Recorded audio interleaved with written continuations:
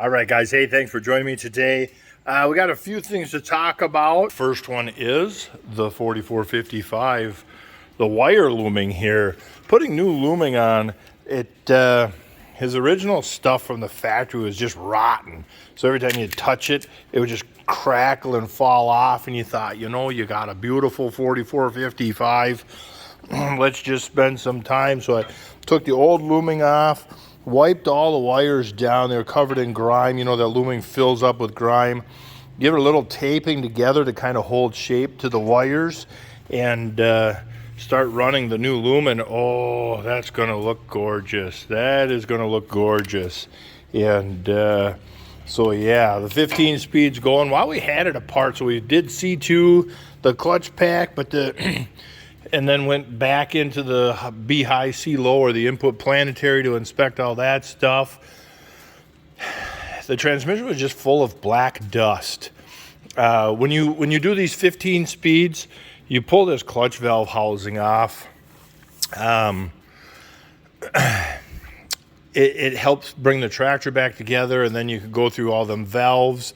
Make sure with that black dust that we saw in there, we pulled both valve housings off. Cleaned on the other side. There's actually a transmission case sediment area that was just nasty with it.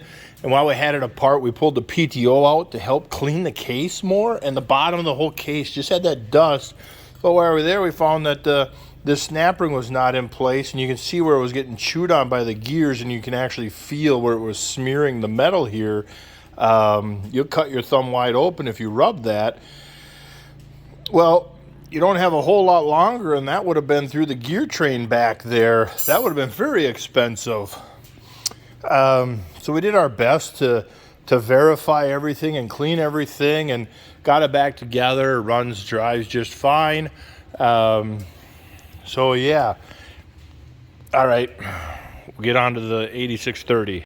Took the duals off the mast. See, the snow's getting deep enough and it's wet enough that our bucket only covers the first inside tires, and believe it or not, the tractor could actually ride up on top of the snow on the duals, and then it's heading in for lunch.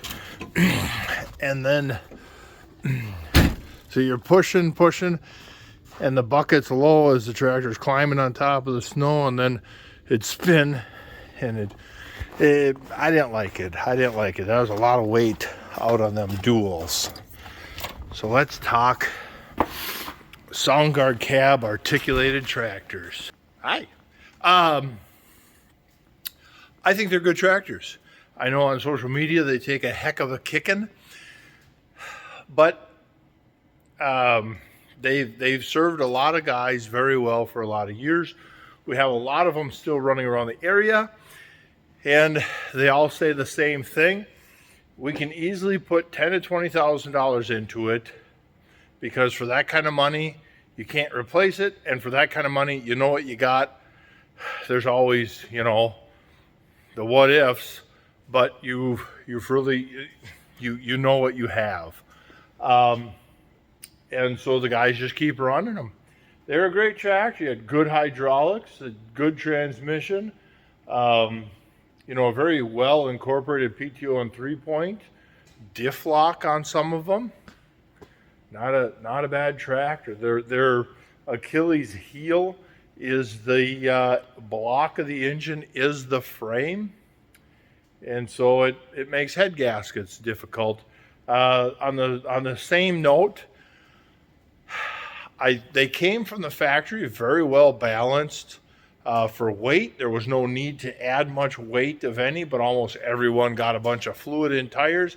The 8400 series, I would not add 1 pound of extra weight.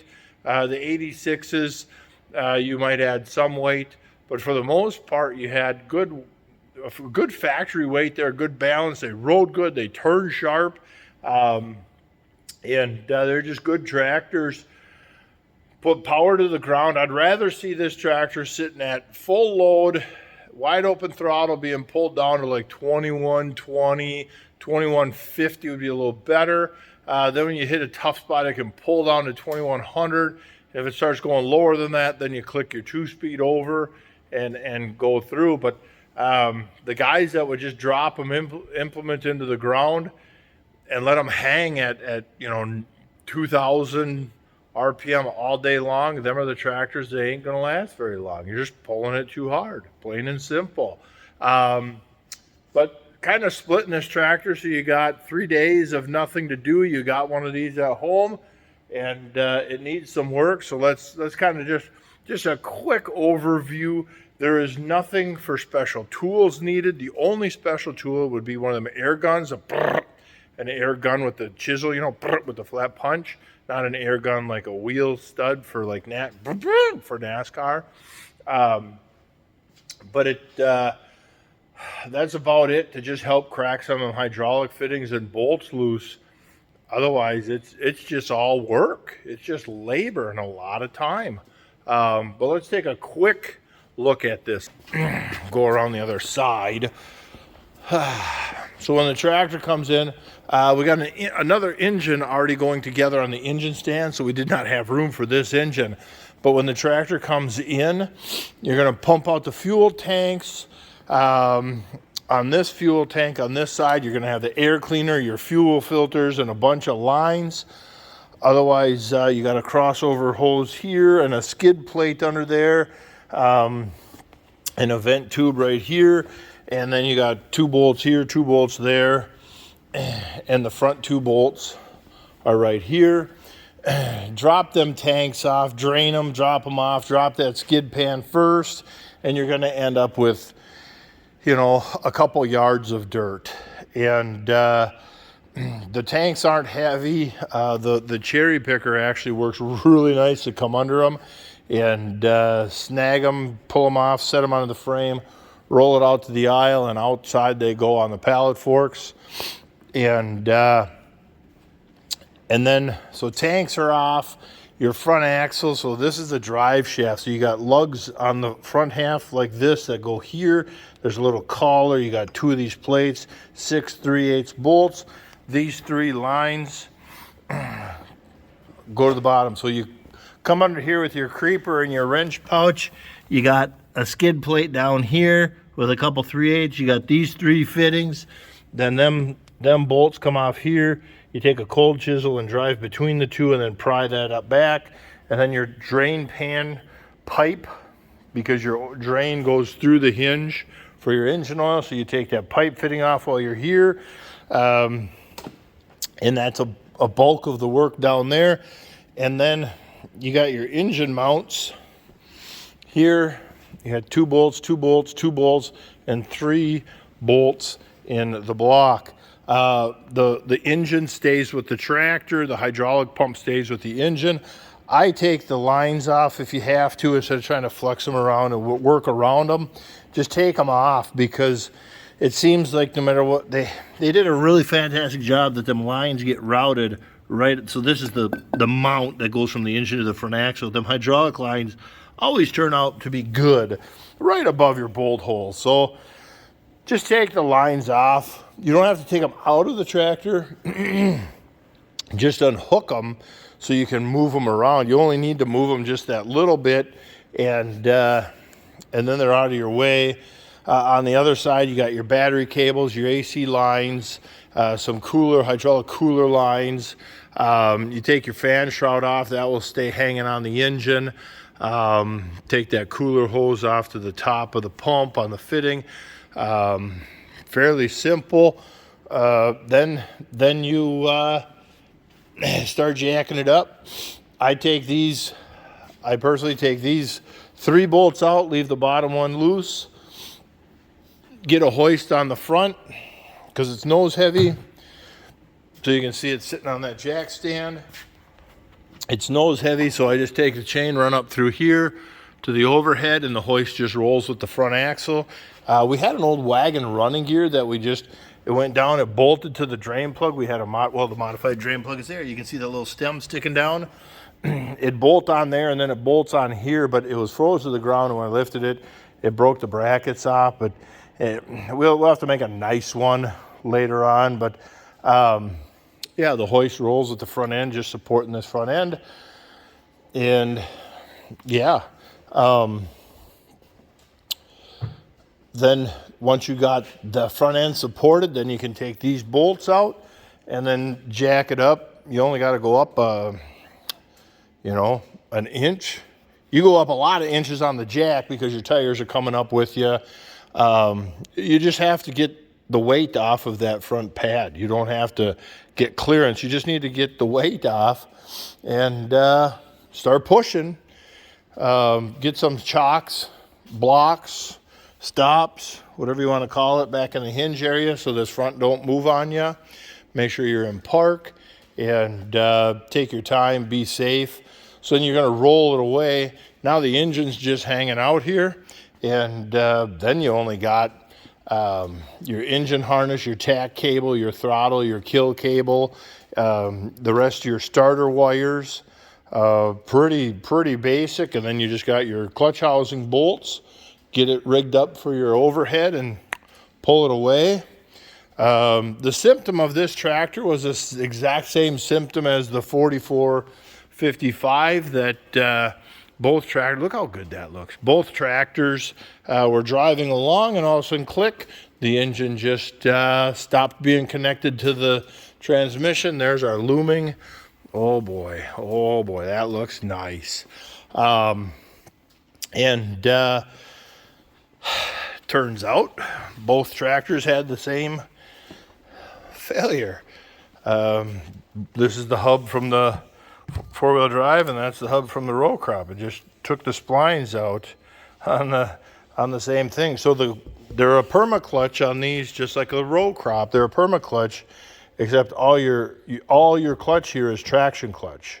So you got 5 plates for traction on here versus a couple for traction and a couple for PTO.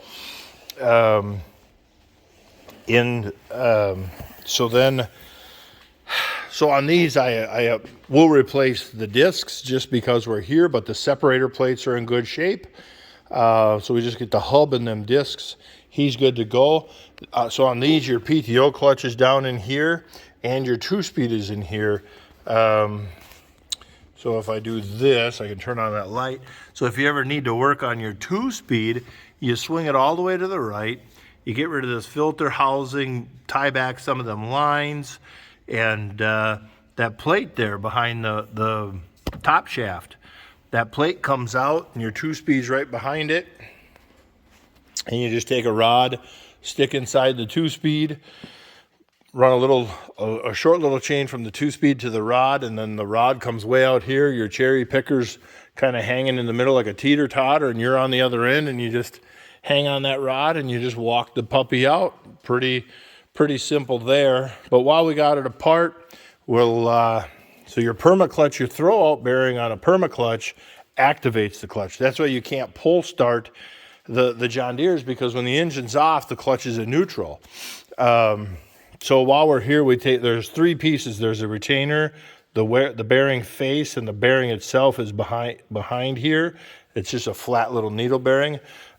We put them in, and we'll pull the piston out and put in new packings. The hours were unknown on this tractor, so he's like, gosh, if you got it apart to do this clutch and stuff, the engine's already off. Let's look at bearings, and I'm glad he did, because the bearings are a little bit ugly, but the crank on these two, the crank is really good looking. So while we're in this position, I can do 1 and 6 rod bearings, and then roll it over and do a different set of rod, 2, 5, 3, 4. And then the mains, you just pull one out, roll them in, put the cap back on. The rods get new rod bolts and Loctite. And so, yeah.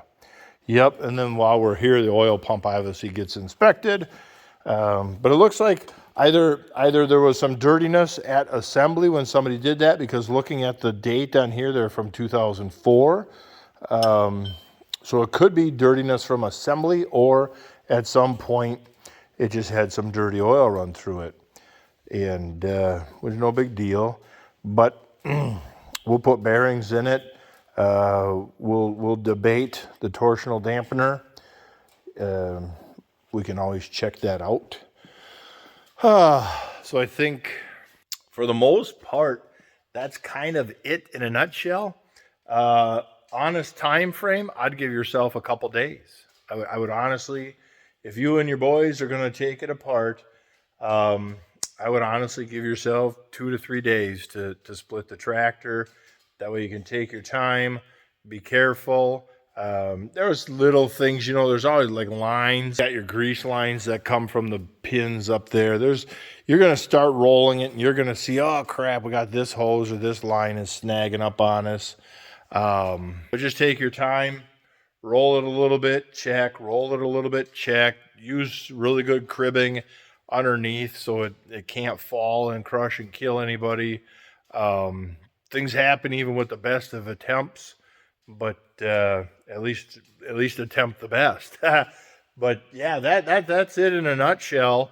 And there we go. But yeah, all right, I'm gonna go have lunch. I gotta feed cows and or feed steers and go plow out the landlord again. Oh yeah, kind of excited. We're supposed to get